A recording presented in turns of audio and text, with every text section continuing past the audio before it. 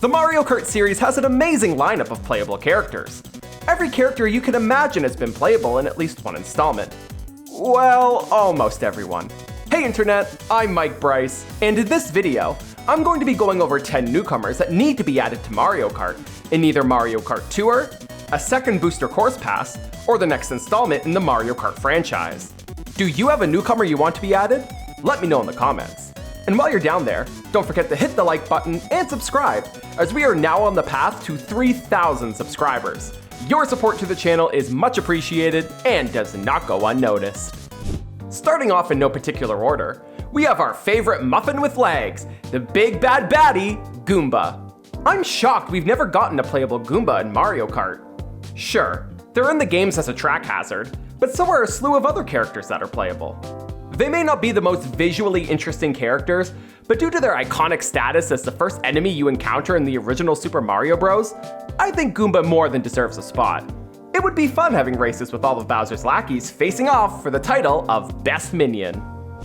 Continuing with Bowser's lackeys, Boom Boom is another villainous character I could see fitting in very well in Mario Kart. A product of Super Mario Bros. 3, he's made a resurgence over the past 10 years, appearing as a boss in Super Mario 3D Land and Super Mario 3D World. A playable Boom Boom would not be a weird sight, as he made his first full playable appearance in Mario Tennis Aces. He may be too similar to the Koopalings, but I think Boom Boom would still be a solid choice, especially since Mario Kart could use some extra heavy drivers, as the ratio between light and heavy drivers is pretty imbalanced. If you're going to have Boom Boom, then you're going to have his cute Koopa companion, Pom Pom.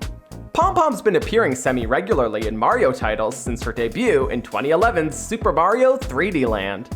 In fact, she even made an appearance in Super Mario Party as an unlockable playable character, while Boom Boom sat out. Like Boom Boom, some may argue that there are too many Koopa characters playable in the series already, but Pom Pom would stand out as only the second female Koopa, as well as adding to the list of both female and heavy drivers.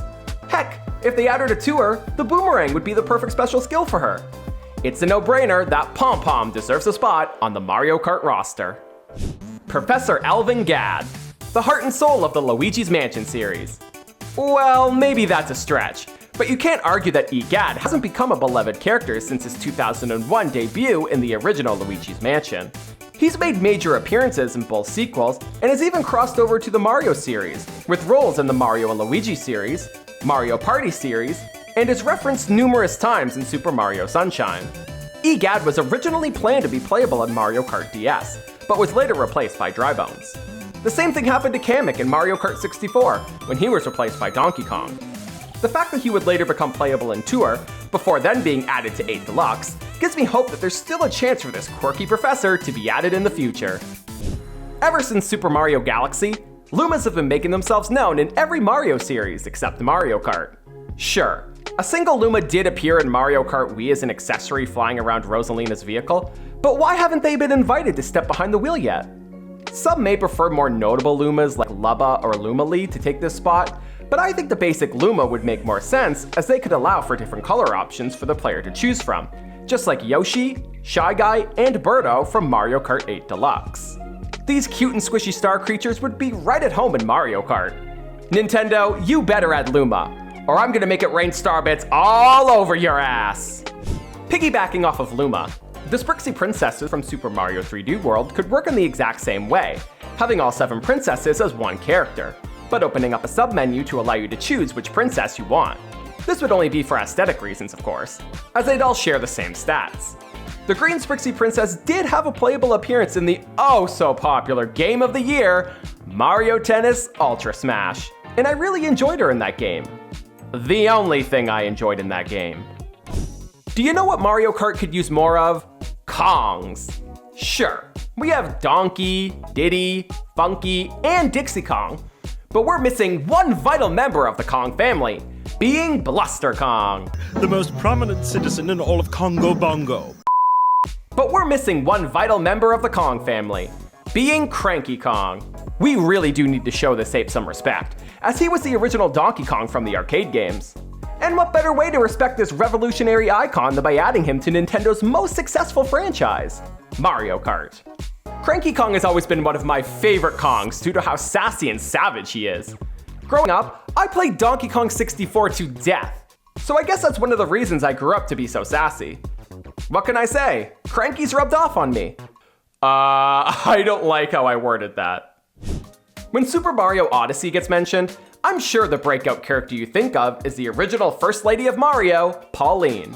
And while she may have been added in Mario Kart Tour a few years back to give Odyssey some representation in the series, I think Mario Kart could do with another character from that fantastic game, and I'm thinking Glydon.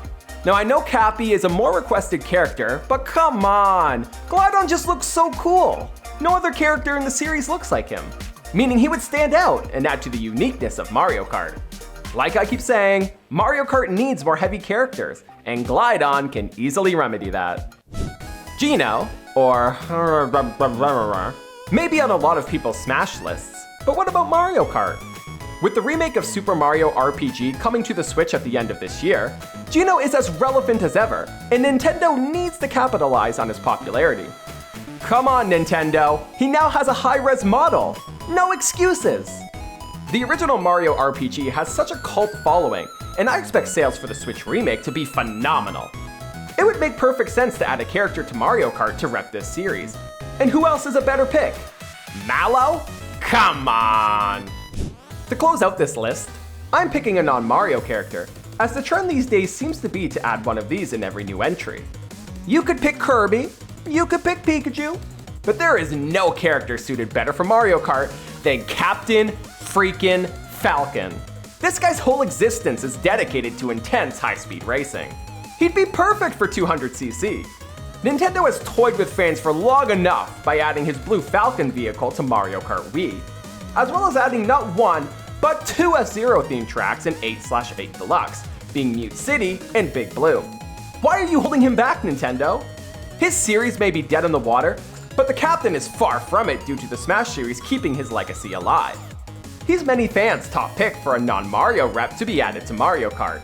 And not only does it make sense, but it would also be one of the most hyped characters they've ever added to the series. Thank you so much for watching this video. If you enjoyed what you saw here today, be sure to hit the like, smash that subscribe, and ring the bell to get notified when I upload future videos.